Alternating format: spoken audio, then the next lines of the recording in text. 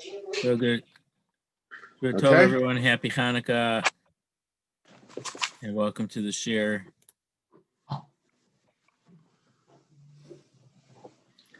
Okay. Okay, let's start. Okay. Okay, last week we discussed the connection between the Sedris, the deal with Mechiras Yosef. Last week it was Vayeshev. This week it's Mikeitz. Next week it's Vayigash. Okay, this year only Vayeshev, which is unusual, is the Shabbos Hanukkah. Usually Vayeshev is the Shabbos before Hanukkah. But I just want to,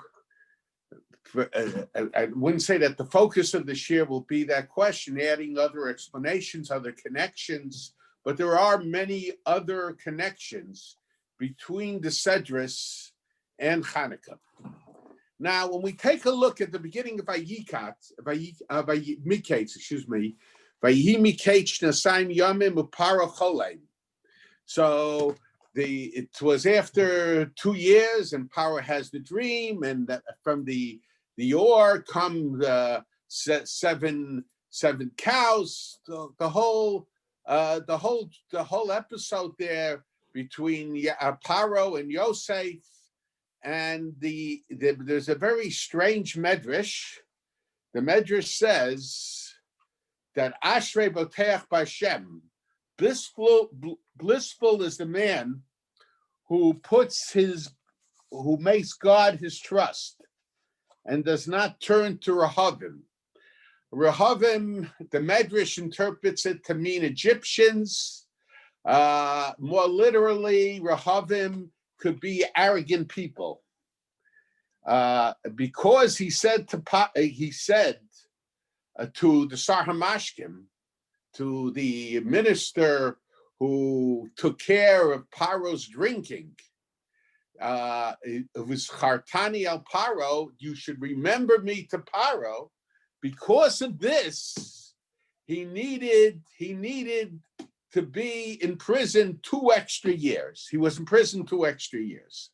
And the Medrash says, Asher B'Tech B'Hashem, blessed is the one who puts in his trust in God, Zu Yosef. That is Joseph.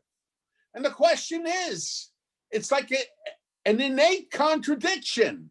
On one hand, the Medrash says, Ashrei B'Teach B'Hashem, blissful is the one who puts his trust in God, is Yosef.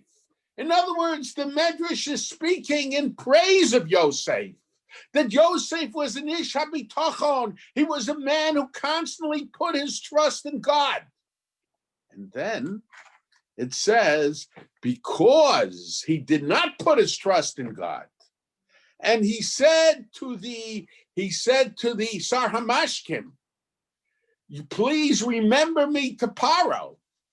In other words, he was asking for the help of the Sar Hamashkim, for his aid. Because of that, he had to spend 2 extra years in prison. How do we understand that? And this question is not my question. The Beis Halevi, it's a very famous Beis Halevi. The Beis Halevi asked that question. Now,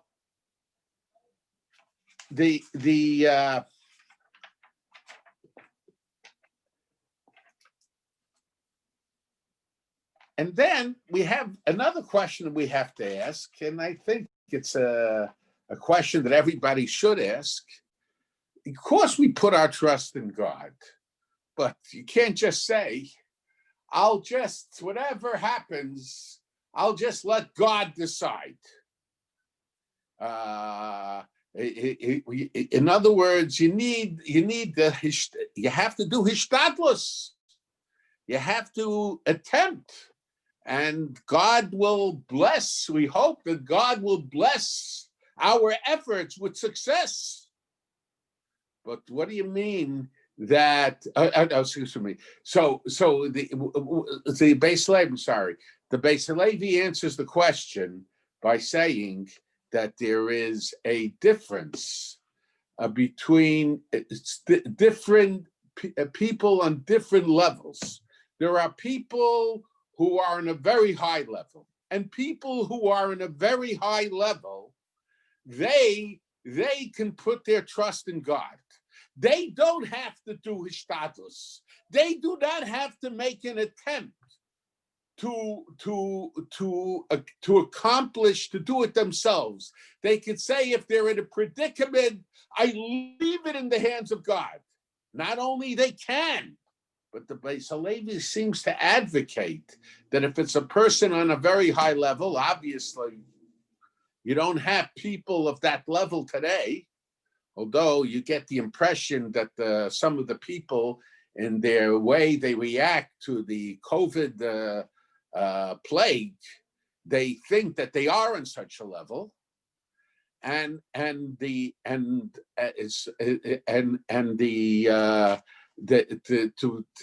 people who are on a very high level, they don't have to do Hishtadlus, but the average person, the regular person, has to do Hishtadlus, has to make attempts to accomplish what needs to be done.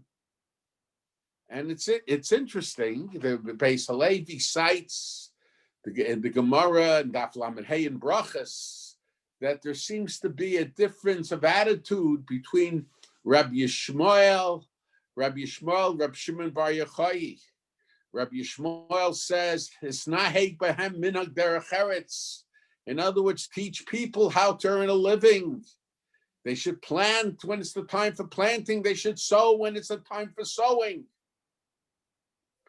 They should harvest when it's the time for harvesting. And Rabbi Shimon Bar Yochai's attitude is that, on the contrary, you dedicate yourself to Kadosh Baruch Hu, to God. You sit and learn Torah. Lo yamushu mipicha. The Torah should not leave you even for a moment. And things will be taken care of. And the Gemara concludes, Harbe Yasu ki Reb Shimon Bar Yochai. Many did, and we see lots of them today. Many did like Rabbi Shimon Bar Yochai, v'lo ola biyadam. They were not successful. V'harbe Yasu ki Rabbi Yishmael v'ola biyadam. And those who did like Rabbi Yishmael, they were successful. Of course, it goes without saying, according to Rabbi Shmuel, you also have to devote yourself to learning, but you have to provide. You have to take action that you should be able to earn a living.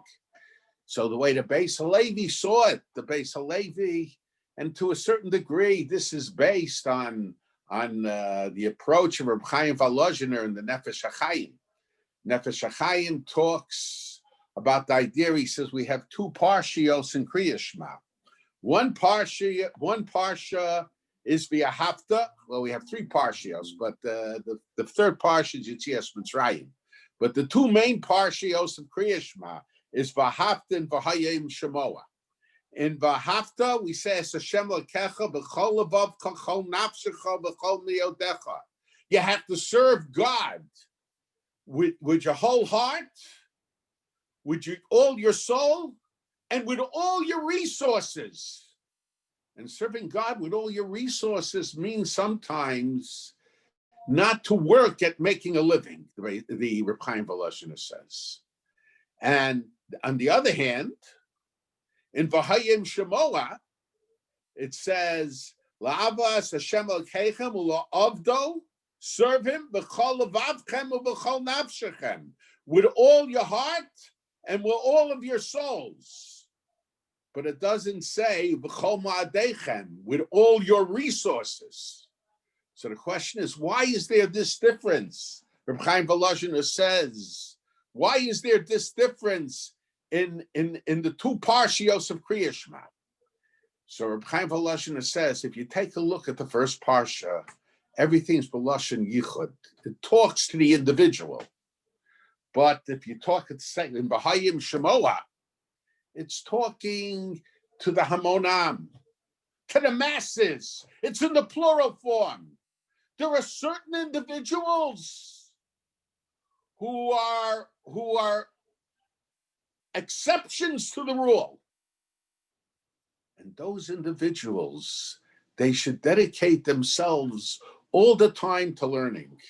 And provisions will be made or should be made to take care of them. However, as far as the masses are concerned, and for some reason, when boys come into yeshiva, for some reason, the attitude of the yeshiva is that every student they have is the individuals. They have no concept of the masses. So when it comes to the masses, so it emphasizes love those serve God with your soul and with your heart. It doesn't say in terms of resources, because a person has to, the average person, the masses have to be involved in doing work. But in other words, what the Beis Halevi points out, he doesn't mention Reb Chaim Volozhiner, but he's basing it. It's clear if you read Reb Chaim Volozhiner in the Nefesh HaChaim, and you read the Beis Halevi, and the Beis Halevi was a great grandson of Reb Chaim Volozhiner. So if you read both. With the Beis Halevi and Reb Chaim Volozhiner, it's clear that the Beis Halevi is basing himself on the words of Reb Chaim Volozhiner. There are rules for the masses and there are rules for the individual, the unique individual. And he says this not only applies in regard to the need to earn a living, but this applies also to bitachon. To what degree one can say, I put it in the hands of God. I'm throwing it in his hands. I'm not going to get involved myself. Now, I don't believe that we have people like that today. But so he says, this is what the Medrash means. He says, Yosef, in his whole general perspective, he was from the people that he was a unique individual. He was not part of the masses. And he did not have to make Hishtadlus, to make attempts to get out of jail. He should have realized that HaKadosh Baruch Hu will take him out of jail. And because he made the Hishtadlus, because he made the attempts to be taken out of jail, because of that, the Beis Halevi explains the Medrash, he had to serve 2 more years in jail. Ashrei boteach b'Hashem. Blissful is the one who puts his trust in God. Yosef, that's Yosef. And because he was a man who generally and always relied totally on HaKadosh Baruch Hu, because of that, he messed up on this point, because now he should have followed his general approach, not the general approach of everybody else. And because of that, he had to serve 2 more years. He had to serve 2 more years in jail. Now, I always had a lot of trouble. As to why, with the thought of the Beis Halevi, and I have I have 2 questions against the Beis Halevi. First question is, in Parshas Vayeshev, the Torah tells us, and this is based on a question of the Akedah against the Ramban, but it's different, even though we use the same sources. In Parshas Vayeshev, in Parshas Vayishlach, Yaakov is preparing himself for his meeting with Esav, and he prepares himself l'duran. He sends a present. If I was put it in contemporary terms, l'duran is would be diplomacy. In contemporary news, you might call it bribery, but it's diplomacy. And l'tfila, to davening, ul'melchama, to war. Davening was among the things he prepared himself for. There's no question. But you see, he prepared himself l'duran, for diplomacy. He prepared himself even for milchama, even for war. In spite of the fact that Esav was a warrior. So we see that, and certainly Yaakov Avinu was on a very high level. Yaakov Avinu was not on a lower level than Yosef. Okay, Shem Yigro Machet, but he wasn't on a lower level than Yosef. So why is it that Yosef is punished? Because of this. And Yaakov Avinu, while he might have made certain mistakes, Medrash says there seems to be a contradiction in the Medrash. Why did he have to send messengers to Esav? Esav wasn't coming to see him. Why do we have to force a meeting with Esav? You know, sometimes throughout Jewish history, we had to make meetings with those that were opposed to us. There were times when we were forced to participate in debates, religious debates. But we're not supposed to look forward to those things. Let everybody go on their own path. So the Medrash, one of the Medrashim, in Medrash Rabbi, there seems to be a contradiction. One of the Medrashim is critical of Yaakov Avinu, but it's not critical of Yaakov Avinu because he prepared himself for war. It's critical of Yaakov Avinu because he didn't have to send a messenger to Esav in the first place. Esav wasn't coming after him. He wasn't thinking about him at that point. So why is it that the Medrash is so critical with the way the Beis Halevi understands the Medrash? So critical of Yaakov Avinu. He should have just thrown his hands up in the air and say, I put it in the hands of God. And he shouldn't have made attempts he shouldn't have used diplomacy. Let me use that word. He should not have used diplomacy. Talking to the Sar Mashkin, it seems that in Egypt, the Sar Mashkin was more than just a butler. He was apparently an advisor to Paro. And part of the task of the advisor was to pour wine in Paro's cup. In other words, he was considered a very close advisor.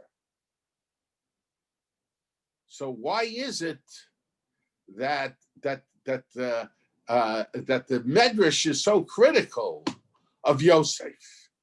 And then the second thing is, okay, this is just my own question. Why is it that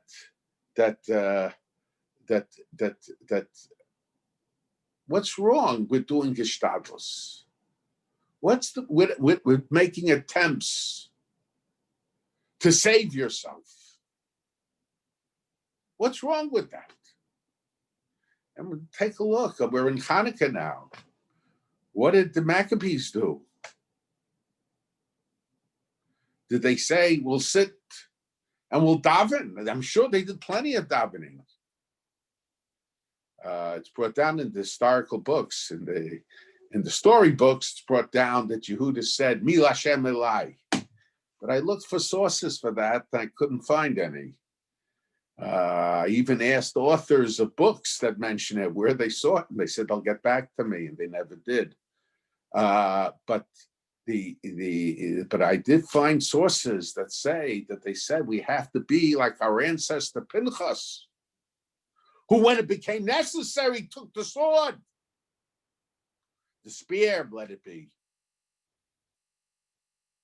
So what's wrong with doing Hishtadlus? And it seems that Reb Chaim, Beis Halevi's son, disagreed with his father about this, because the Medrash says, the Medrash Rabbi, it's brought down in the Sefer Torah's Chaim, that one of Reb Chaim's early students, I think it was even before Reb Chaim started giving official shiurim in Volozhin, was Reb Shimon Shkop. And Reb Shimon Shkop was very, very close to Reb Chaim. And he said to Reb Shimon Shkop, and the Medrash, it says, in last week's Sedra, Kim Zekhartani Itcha Kasher Yitavlach Vasisa Na Imadi Chesed His Kartani Al Paro Botzisani Min Habayis Hazeh. He said, if you will remember me when things become good for you, when you are released from prison, when you become an advisor again to Paro, if you'll remember me, and you'll remember to mention to Paro about me. So he mentioned the word remember twice. So because he said remember twice, because of this, the Medrash says he had to spend 2 extra years in prison. And Reb Chaim turned to Reb Shimon Shkop and he said to Reb Shimon Shkop, what would have happened if he only said it once? So Reb Shimon Shkop said to Reb Chaim, if he said it once, then he would have had only to serve 1 year in prison. And Reb Chaim said, no. If he only said it once, that would have been okay, because that's what's expected. A person has to do Hishtadlus. He has to make attempts, but he should not overdo it. The fact that he said it twice showed that even the first time he did not have the proper attitude.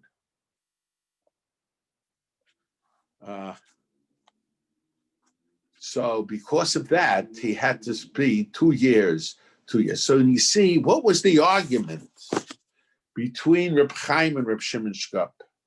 Reb Shimon Shkop went with the attitude of the Beis Halevi. In other words, the Beis Halevi's attitude was, Yosef didn't have to say anything, didn't have to request anything. And he should have understood that himself. Reb Chaim said, no, he should do Hishtadlus, but he didn't have to do excessive Hishtadlus. And because he did excessive Hishtadlus, it showed that he did not have the proper attitude, even in regard to the first time he made the request. That's what the so that's why he had to spend 2 years in prison. Now, I want to explain the Medrash somewhat different than, and the truth of the matter is, I even have some trouble with Reb Chaim's attitude. In other words, what's wrong that you try to do Hishtadlus, a maximum form of Hishtadlus? I know, okay, it's not Yosef HaTzadik, but I know that when Rav Hutner Zeichat Tzadik Livracha, was taken prisoner by the Jordanians, my father couldn't sleep at nights. And it wasn't just sitting there and being upset, which he was, but there was like not a moment he wasn't on the phone trying to connect with somebody, whether it was government officials or officials of other countries or people that had influence. I remember he had a separate telephone book that he kept in his pocket with all the telephone numbers that he would need, the connections he would have to make. You have to maximize when a Jew is in trouble, whether it's yourself or somebody else. You have to maximize the Hishtadlus that you do. You shouldn't do something wrong, but you certainly should maximize the Hishtadlus that you should do. You don't just say, oh, I sent one letter. I did my Hishtadlus. It's a famous quote that everybody says. I did my Hishtadlus. No, you have to try. How many times my father, when he was sick, would go to Washington, D.C. I'm telling you, it was almost sakonas nefashos, to help people, to help Jews who wronged him before, and unfortunately, in some cases, who wronged him afterwards, to try to prevent them from going to jail. And I remember the efforts that my father took when Pollard, okay, now he's able to go to Eretz Yisrael finally, trying to get him out of jail. My father at that time had already suffered a stroke, and all kinds of things were worked out. And my father had to go to the prison to meet with Pollard. And at that time, my father was incapacitated. And they weren't too nice there in the jail. I went with him. And also with the Chaim Margolis, was a Talmud of my father. We went, and my father was he was handicapped, incapacitated. He had difficulty walking, and they didn't even allow him when they made him get out of the wheelchair, and he had to go through security. You know, in the airports, they have special provisions, but in the prisons they didn't have special provisions. My father had to walk without a cane because he needed to get Jonathan Pollard to sign a certain statement to help get him out of jail. My father called everybody at that time. He called senators, he called congressmen. And what relationship did he have with Jonathan Pollard? He had no relationship. He called whoever he could.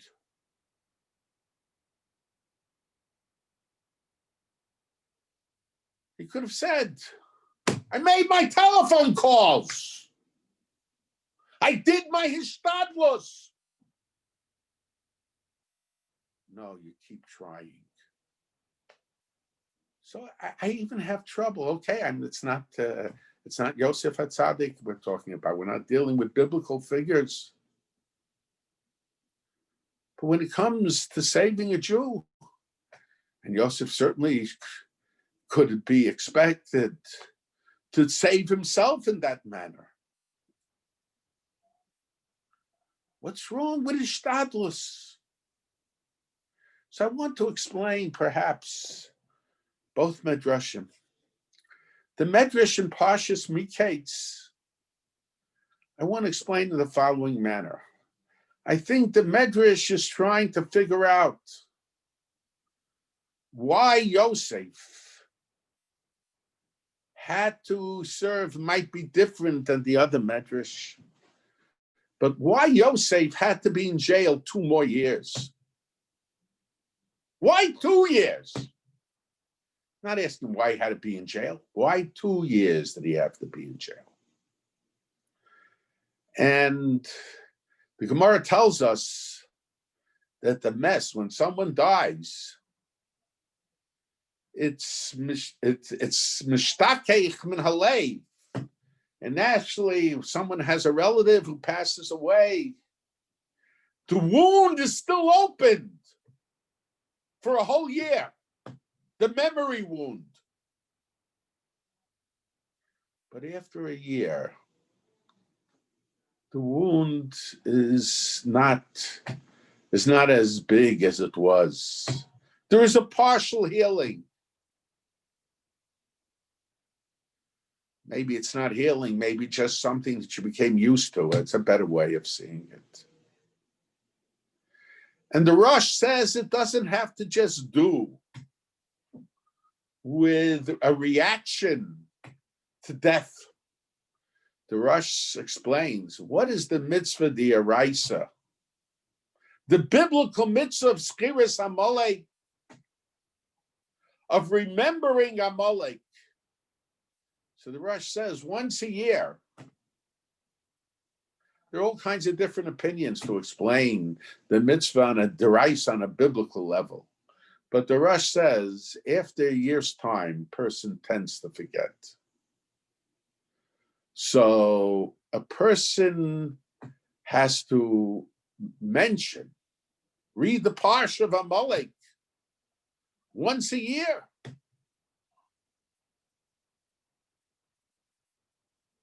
He said, because if you don't read it once a year, and a year goes by without the mention of what Amalek did to the Jewish people, then a person will forget. Zachor is beteh, with the mouth, reading it. Lo sishkach is believe, in the heart. If you don't read it once a year, you're going to forget it after a year's time in your heart, in your memory, in your feelings. So this is the same thing. So according to the Rosh, a year's time is not something that has to do just with death. It's in general, remembering certain things. I think what it is, that Yosef, after the Sar Hamashkim got out of prison, every morning, Yosef got up in the morning and he said, maybe the Sar Hamashkim will mention me to Paro. And he'll plead my case. And the Sar Hamashkim is a person who has a lot of influence. And I'll be able to get out of jail. But after 1 year, Yosef realized that the Sar Hamashkim will not mention him. So he got up every morning, and the only one he could turn to was HaKadosh Baruch Hu. HaKadosh Baruch Hu, please help me get out of jail. Help me get out of this prison.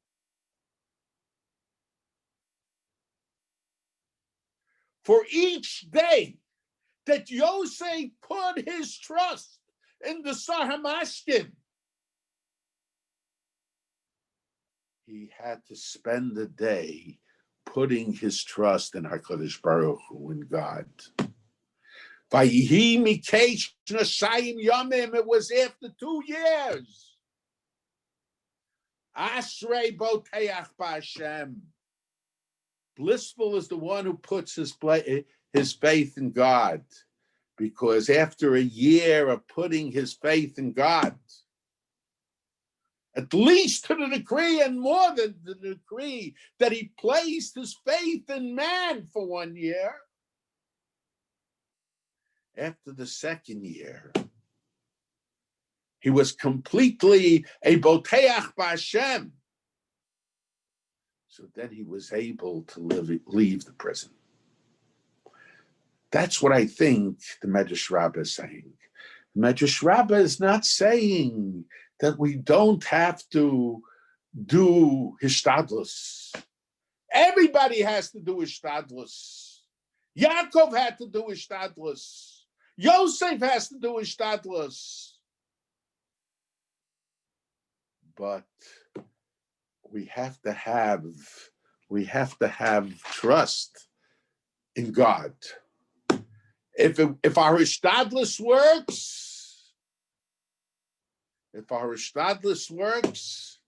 it was God who made it work. And even if the Hishtadlus doesn't work, Revach v'Hatzalah yamod la Yehuda me'makom acher.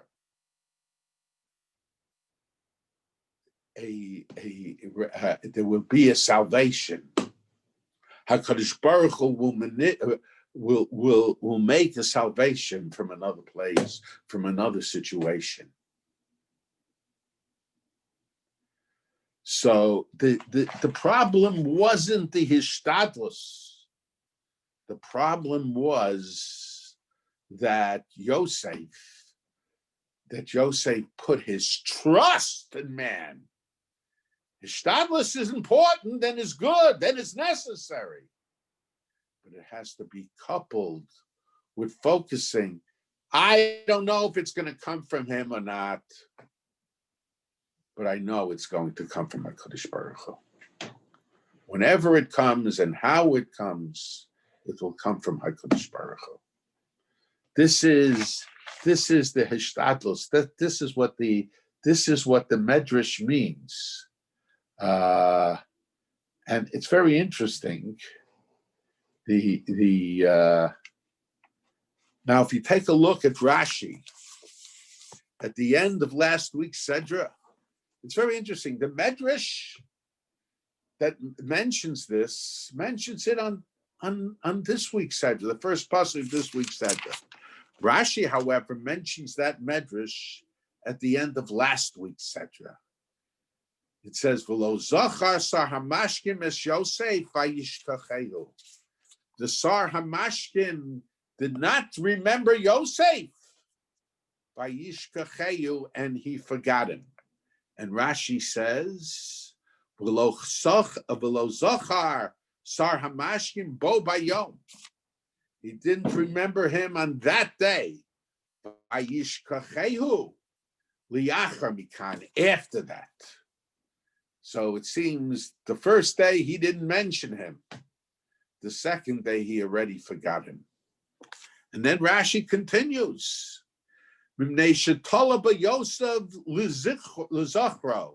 Yosef made his dependency on him to remember him. Because of this, he had to be in jail 2 more years. Shenema Ashrei Hagever Asher Shama Hashem Iftacho Below Panel Rehavim. Blessed or blissful is the person who puts his trust in God and did not turn to Rehavim. Below Batach al Mitzrayim Hakuyim Rahav, and he didn't put his trust on Egypt, who are called Rahav. So it's strange. Why does Rashi mention it in this pasuk? And the Medrash Rabbah mentions it in that pasuk. But it's not so strange. I think Rashi's pointing out something. Rashi's pointing out, first of all, we see the difference between Yosef's perception, even at the beginning, and the Sar HaMashkim. about the Sar Mashkim and the Sar Mashkim's attitude himself. The Sar Mashkim, the next day he forgot. What is Lo Zachar? In regard to Schiras Amalek, the mitzvah of remembering what Amalek did. So the Safra says, and I think the Sifri also says it, Zachar bepeh, al tishkach belev. When the Torah says, remember what Amalek did to you when you went out of the land of Egypt. Remember his bepeh. Oralize it. Read it in the Torah. According to the Ramban, tell your children about it. Zachor bepeh. Lo sishkach is believe, but not to forget, that's in the heart. So the Sar Mashkim, the first day, the Sar Mashkim, he didn't mention it. He remembered it the first day. But after that, he forgot it. Why? Because he wanted to forget it. When does a person remember for a year's time? That's if he doesn't want to forget it. That's just he lets nature take its own course. But when you want to forget, you can forget right afterwards. Yosef believed that the Sar Mashkim will remember. He didn't think that the Sar Mashkim wanted to forget. And why did the Sar Mashkim want to forget? First of all, he was not a sensitive person. So long as he got out, he was happy. But more than that, the Sar Mashkim didn't want to be identified. We can see from this week's Sedra, he didn't want to be identified with the people in the prison. He wanted to see himself as a minister of Paro's cabinet. So he wanted to forget. He probably wanted to forget that he was in prison. But then when he saw that he might be able to use the situation, so then all of a sudden he remembered. But even then, he didn't want to be identified. He referred to Yosef. When he's talking about Yosef's, and Rashi points it out in a few words, but he doesn't say it completely. He shows Yosef was an Eved, Yosef was Ivri. He was, because he didn't want, even at that point, he did not yet want to be identified, even though he said, as Chatai and Nimaskir Ayom. He didn't want to be identified with Yosef at that point. Yosef was not yet the Mishnah Melech. He was just a prisoner. But Rashi is trying to explain the V'lo Zachar Sar HaMashkin Yosef Vayishkachehu. I think he said Lo Zachar in the sense of mentioning him, and as a result of not mentioning him, he forgot him. And he forgot him right away. So Rashi is explaining, but Yosef had to spend 2 more years in prison because of what the Sar HaMashkim, because he had faith in the Sar HaMashkim. He had faith in the Sar HaMashkim. So that's why Yosef. But Rashi is coming just to explain V'lo Zachar and Vayishkachehu, whereas the Medrash is coming to answer a question, why 2 years? So that's why it's on this pasuk. Now,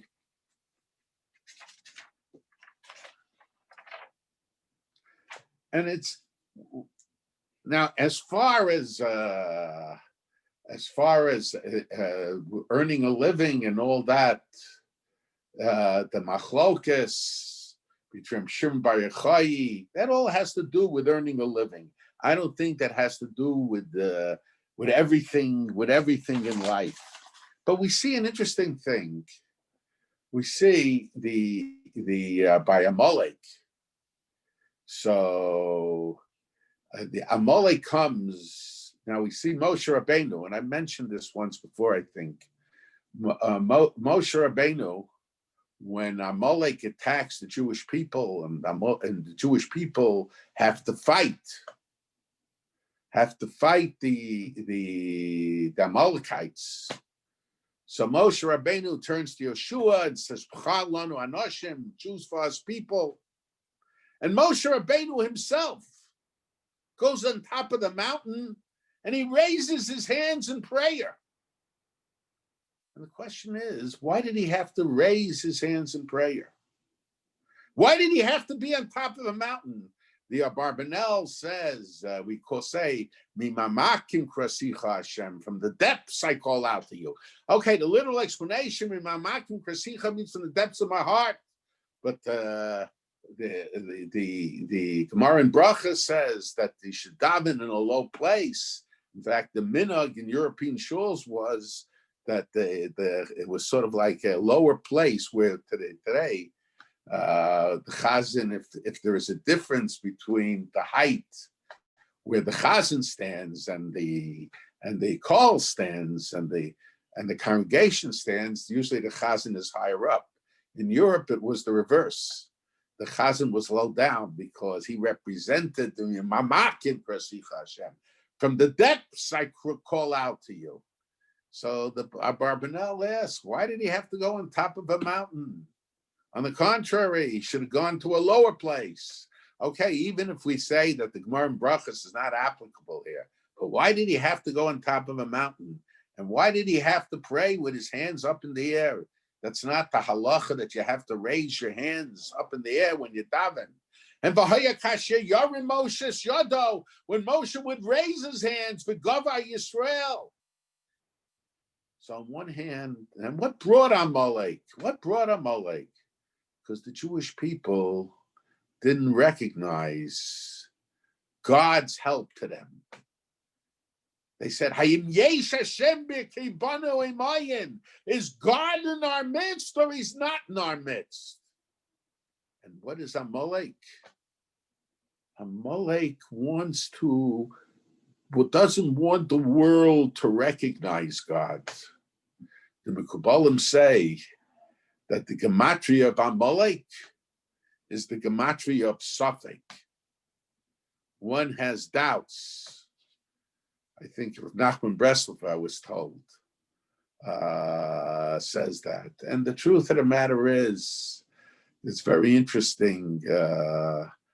It's very interesting. The Tzafnas Paneach on Chumash, he says, Keis Ka. Keis Ka means the throne of God. He says Amalek came and made a separation. It really should have been, it says, Ein Kiso Shalom Vein Shmi Shalom. So the simple explanation is the word Kisei is not written complete, and God's name is not written complete. But the Tzafnas Paneach says that Amalek came and he separated the case from the car. It should have been case car as one word, throne of God, one word. And Amalek came and separated it. In other words, Amalek wanted the people, doesn't want the world to recognize God as king of the world. He wanted to separate the throne from God. So Amalek, when the Jewish people said Hayesh Hashem b'kirbeinu, when they failed to recognize God's involvement in everything that was happening, so they got a new test. Up to that point, to a large degree, the Jewish people did nothing. The man came from heaven. Okay, Nachshon ben Madab had to run into the sea. Asara Makas, they set back. The 10 plagues, they set back. Now for the first time, go fight. that represents a test, because when we fight, when we wage war, when we form an army, and we should where it's necessary, we begin to think, I did this.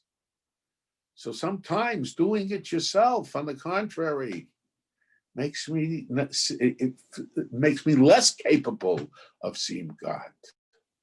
So Moshe Rabbeinu went on top of the mountain where the Jewish people would be able to see how their success, their efforts, their labor, their fighting was successful because of Moshe Rabbeinu's prayers, because of Moshe Rabbeinu's tefillos.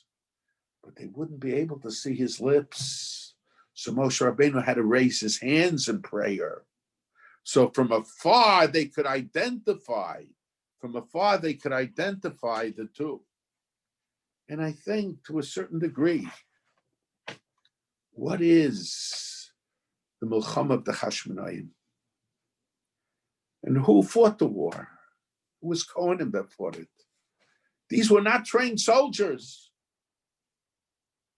And initially it was a very small group. The Rambam Negroes says it started off with one family, maybe a group of people with them. It increased. It was guerrilla warfare.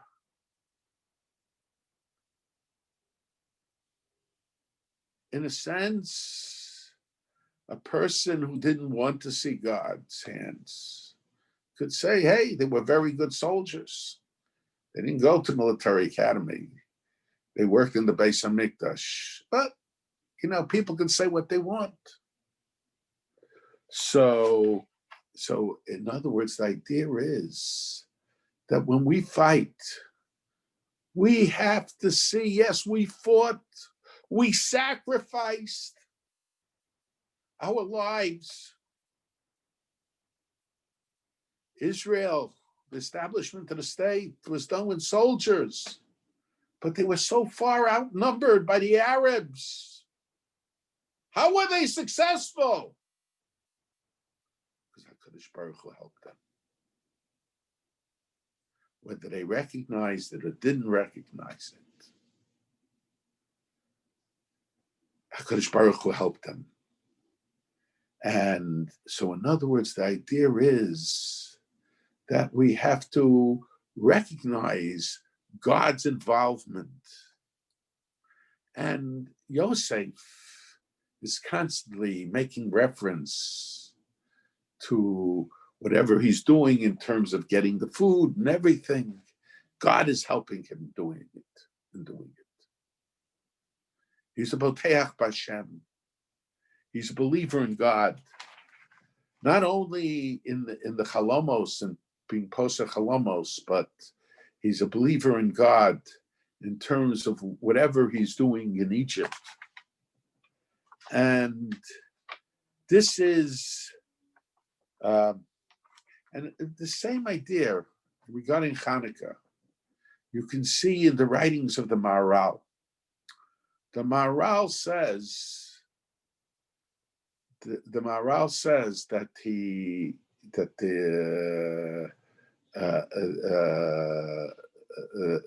Maharal says, in Kabbalah, he says that Chanukah is 8 days.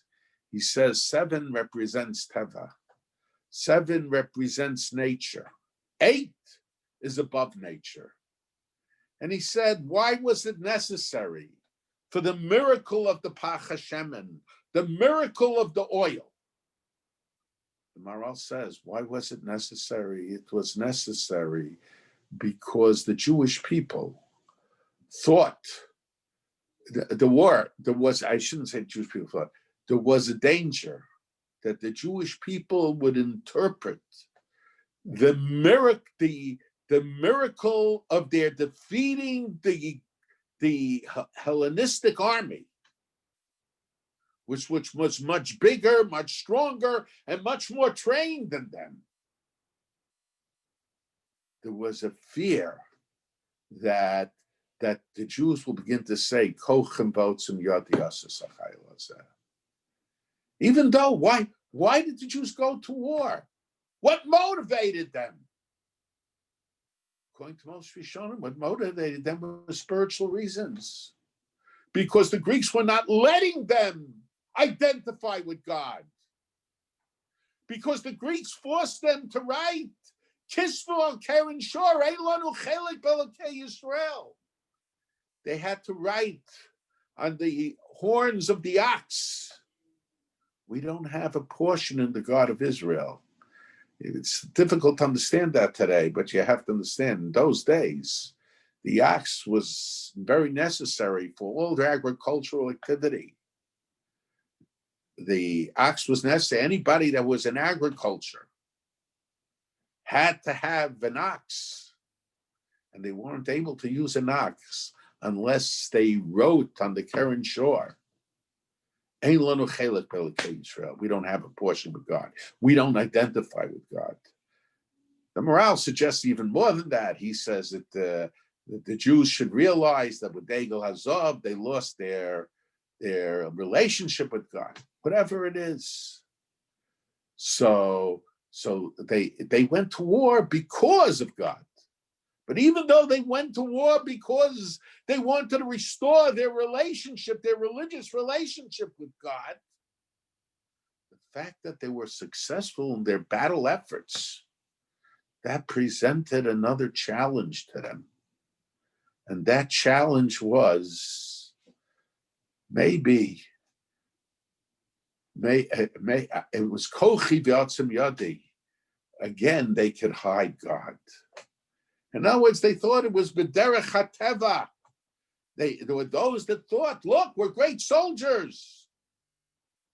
We can accomplish it without miracles. There's no Kriyas Yamsuf here.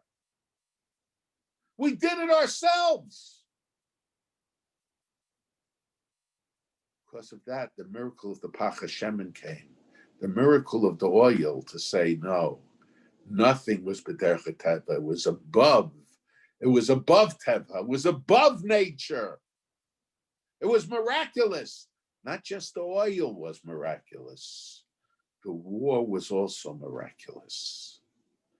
And this is the idea. When do people have this opportunity to say that something is that Kochim Batzim Yadi?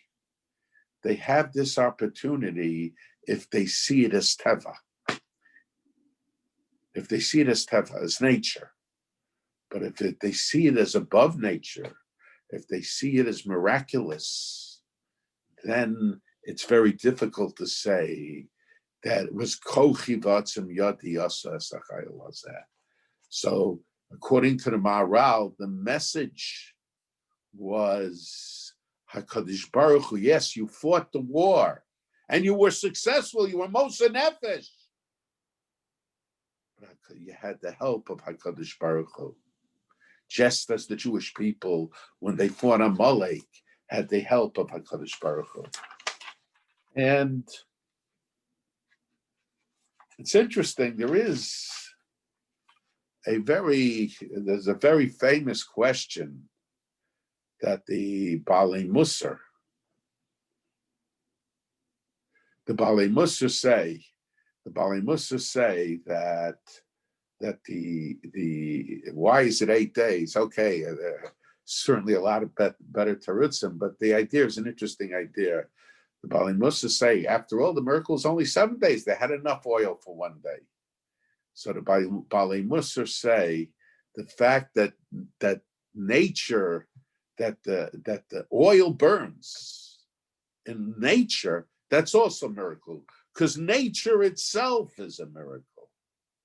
In other words, the idea behind it all is to recognize that everything that happens, whether it's through our efforts, if it's part of nature, and it's even if it's not Kriyas Yamsuf, it's all HaKadosh Baruch Hu that is manipulating it. We have to do Hishtadlus. We have to raise an army.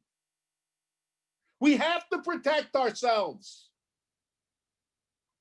But at the same time, we have to realize that the reason we are successful is because HaKadosh Baruch Hu helps us. That's the lesson of Hanukkah, and that's the lesson of Parshas Mikeitz. Okay. All right. If you have any questions, please put them in the chat.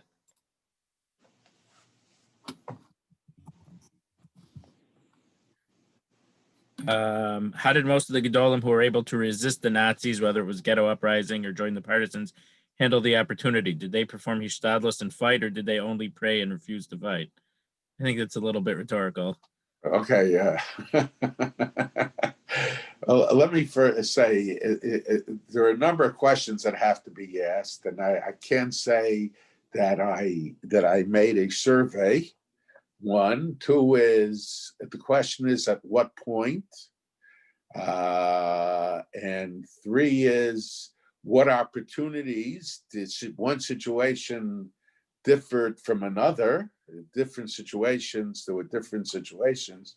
Reb Nachum Zemba supported the Warsaw Uprising, even though it was at that point, everybody knew what the result would be. Reb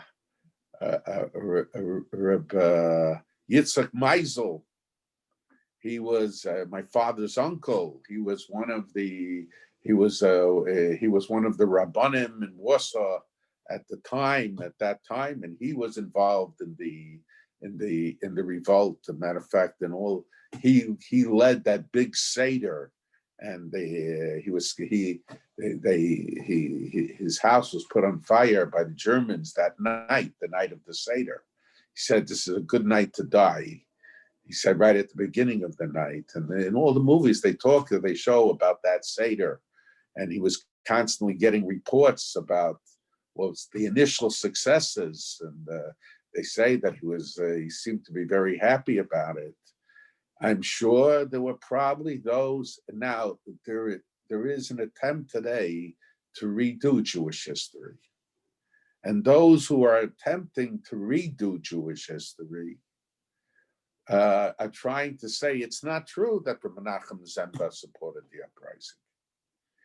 It's true that his son, I forgot, wrote that Rabbi Menachem Zemba gave money toward the uprising. And it means he was involved beforehand because they didn't announce it publicly, and they got the money beforehand to help buy whatever few weapons they might have gotten. But there are those who are trying to redo history and to say he was probably forced to give the money. All kinds of stupid statements. But clearly, at a certain point, there was a realization among many Golei Yisrael that they had no alternative. Did they realize that early enough? No, they didn't realize it early enough. And for that matter, wasn't just Golei Yisrael that didn't realize it early enough. Hindsight is 20/20 vision. Okay, whatever it is. Were there Golei Yisrael that didn't fight? There probably were. Who were in a position to encourage? There probably were. Different people have different opinions, and it depends on the time. And when we look back, we see things more clearly than when we're in the situation itself. And what did they have to fight with? They had nothing to fight with. Okay. What else? Any other questions? No other questions. Do you think that what do you think between Rachel, Leah, Reuven, and the Dudaim? Did they have to do with Hishtadlus? I mean, okay, probably. Okay, I don't know that that's significant, but it certainly has to do with Hishtadlus. Sure. It has to do with Hishtadlus. Different type of Hishtadlus. do you think the high level that the Beis Halevi was talking about, do you think that might be related to the way the Chinuch describes the mitzvah of building a makkah, a parapet? That he says that if someone was a real tzaddik, they could fall off and they wouldn't, the roof and not be hurt. And so a similar thing that someone's on a high level. Hanofel mimeno, even though he was destined to fall, even though he's destined to fall, the Medrash actually says it. Even though he was destined to fall, the one who didn't have a fence was responsible for putting why he didn't have a fence around his roof. So that's okay. I'm not sure what's the point though. I don't understand. If someone who's on a high enough level, they don't have to take a basic precaution of making sure that they have a fence around their own property, Well, or let's say Reb Zera would sit in the hot oven to make sure he was still a tzaddik. Okay, all right, that has to be understood. Okay, but okay, but that's not a question of Hishtadlus in any case. That was just testing. Okay. I don't know. Someone asked, why was Yosef thrown in jail and not killed? Why was Yosef thrown in jail? Because Yosef had a destiny with history. Do we know, does the Medrash or anything say if Yosef did anything? But also, why should he be killed? I mean, that's why should he be killed? Did Yosef do anything to the Sarmashkim after he was freed? It's not mentioned that he did. It's not. I mean, because he didn't. For mentioning or for not mentioning it? I know Yosef would have realized that even if the Sarmashkim didn't mention it, it was part of Hashem's plan. Yeah, that's true. No, part of Hashem's plan was with the time that he was remembered was the right time for him to be mentioned. That's correct, but that again, that doesn't exempt the Sar Hamashkin. But I don't think Yosef felt it would be in his interests to punish the Sar Hamashkin, at least initially. He was sort of entering as a beginner in the government, even though he was all the way on top. So that's if anything, the Sar Hamashkin was probably rewarded for mentioning about Yosef. But that's guesswork.